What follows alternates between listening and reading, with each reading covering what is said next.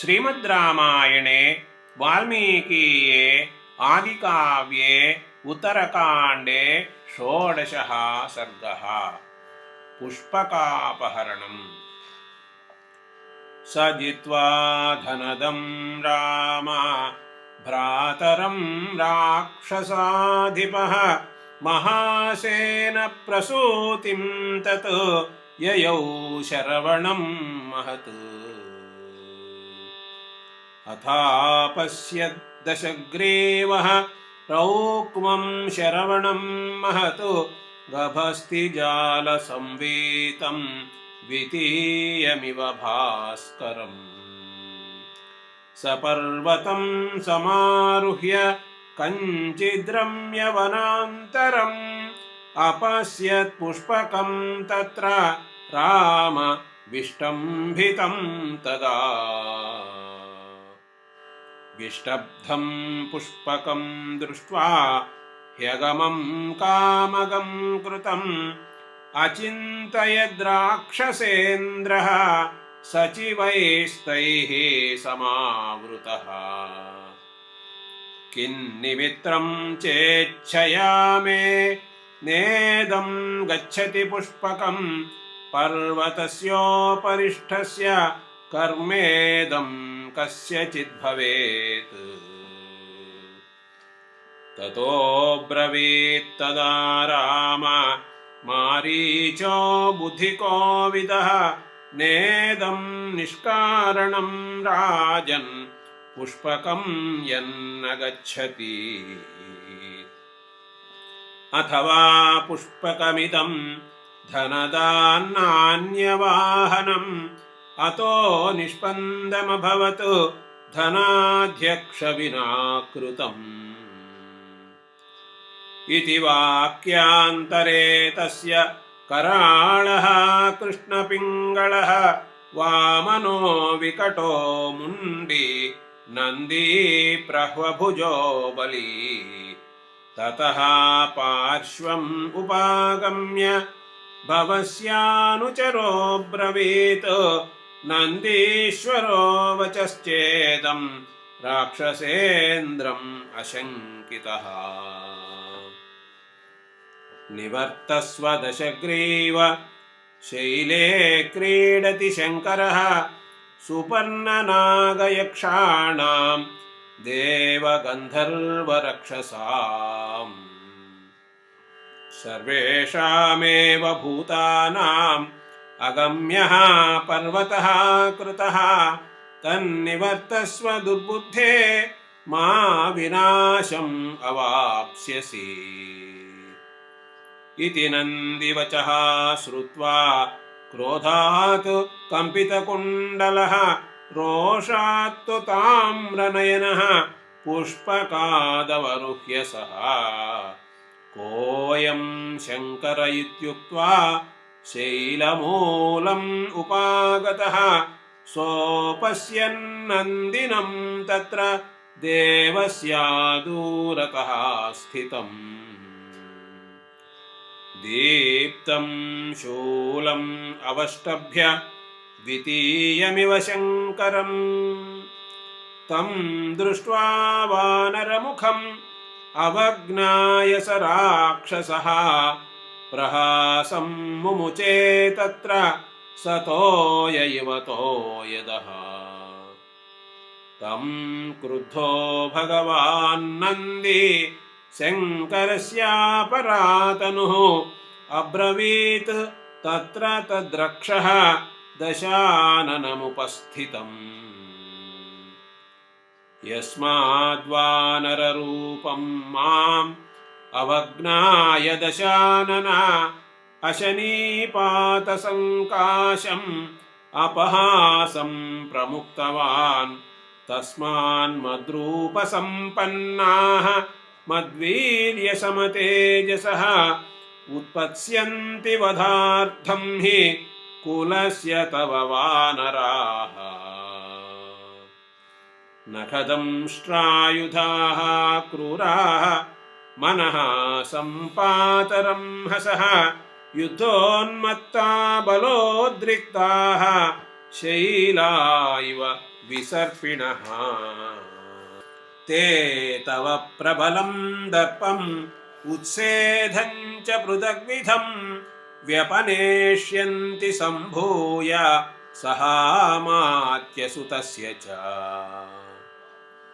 किं त्विदानीं मया शक्यं हन्तुं त्वां हे निशाचर न हन्तव्यो हतस्त्वं हि पूर्वमेव स्वकर्मभिः इत्युदीरितवाक्ये तु देवे तस्मिन् महात्मनि देवदुन्दुभयो नेदुः पुष्पवृष्टिश्च खाच्युता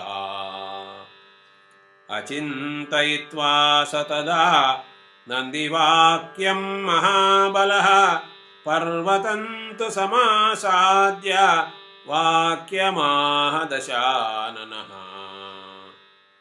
पुष्पकस्य गतिश्छिन्ना यत्कृते मम गच्छतः तमिमं शैलमुन्मूलं करोमि तव गोपते केन प्रभावेन भवः नित्यं क्रीडति राजवत् विज्ञातव्यं न जानीते भयस्थानमुपस्थितम् एवमुक्त्वा ततो राम भुजान् विक्षिप्य पर्वते तोलयामास तं शैलं स शैलः समकम्पत चालनात् पर्वतस्यैव गणा देवस्य कम्पिताः चचाल पार्वती चापि तदा श्लिष्टा महेश्वरम् ततो राम महादेवः देवानां प्रवरो हरः पादाङ्गुष्ठेन तं शैलं पीडयामास लीलया पीडितास्तु ततस्तस्य शैलस्याधो गता भुजाः विस्मिताश्चाभवंस्तत्र सचिवास्तस्य रक्षसः रक्षसा तेन रोषाच्च भुजानां पीडनात् तदा मुक्तो विरावः सहसा त्रैलोक्यं येन कम्पितम् मेनिरे वज्रनिष्पेषं तस्यामात्यायुगक्षये तदा वत्मस्थचलिताः देवा इन्द्रपुरोगमाः समुद्राश्चापि संक्षुब्धाः चलिताश्चापि पर्वताः यक्षा विद्याधराः सिद्धाः किमेतदिति चाब्रुवन् अथ ते मन्त्रिणस्तस्य विक्रोशन्तम् अथाब्रुवन् तोषयस्व महादेवं नीलकण्ठम् उमापतिम् तमृते शरणं नान्यं पश्यामोऽत्र दशानन स्तुतिभिः प्रणतो भूत्वा तमेव शरणं व्रज कृपालुः शङ्करस्तुष्टः प्रसादं ते विधास्यति एवमुक्तस्तदा मात्यैः तुष्टाववृषभध्वजं सामभिर्विविधैः स्तोत्रैः प्रणम्य स दशाननः संवत्सरसहस्रं तु रुदतो रक्षसो गतं ततः प्रीतो महादेवः शैलाग्रे विष्ठितः प्रभुः मुक्त्वा चास्य भुजान् राम प्राहवाक्यं दशाननम् प्रीतोऽस्मि तव वीर्यस्य शौण्डीर्याच्च दशानन शैलाक्रान्तेन यो मुक्तः त्वया रावः सुदारुणः यस्माल्लोकत्रयं चैतत् रावितं भयमागतं तस्मात् त्वं रावणो नाम नाम्ना राजन् भविष्यसि।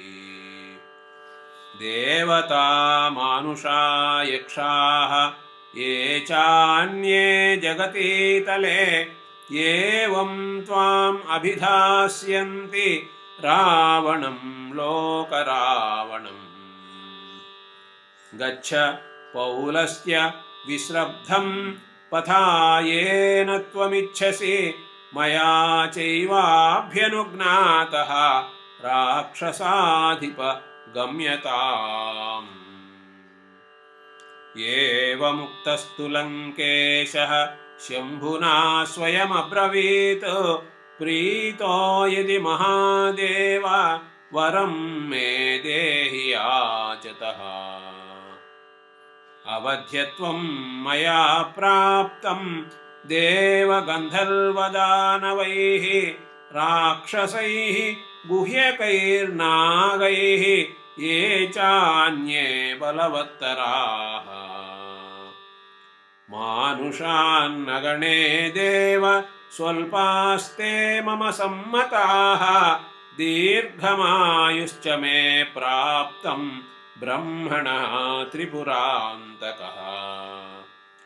वाञ्छितं चायुषः शेषं शस्त्रं त्वं च प्रयच्छ मे। एवमुक्तस्ततस्तेन रावणेन सशङ्करः ददौ खड्गं महद्दीप्तं चन्द्रहासमिति श्रुतम्। आयुषश्चावशेषं च स्थित्वा भूतपतिस्तदा दत्वोवाच ततः शम्भुः नावज्ञेयमिदं त्वया। अवज्ञातं यदि हि ते मामेवैष्यत्य संशयः। एवं महेश्वरेणैव कृतनामास रावणः अभिवाद्य महादेवम् आरुरोहाथ पुष्पकम्। ततो महीतले राम परिचक्राम रावणः क्षत्रियान् सुमहावीर्यान् बाधमानः इतस्ततः। केचित् तेजस्विनः शूराः क्षत्रिया युद्धदुर्मदाः तच्छासनम् अकुर्वन्तः विनेशुः सपरिच्छदाः। अपरे दुर्जयं रक्षः जानन्तः प्राज्ञसम्मताः जितास्म इत्यभाषन्त राक्षसं बलदर्पितम्। इति आर्षे श्रीमद्रामायणे वाल्मीकीये आदिकाव्ये उत्तरकाण्डे 16 सर्गः।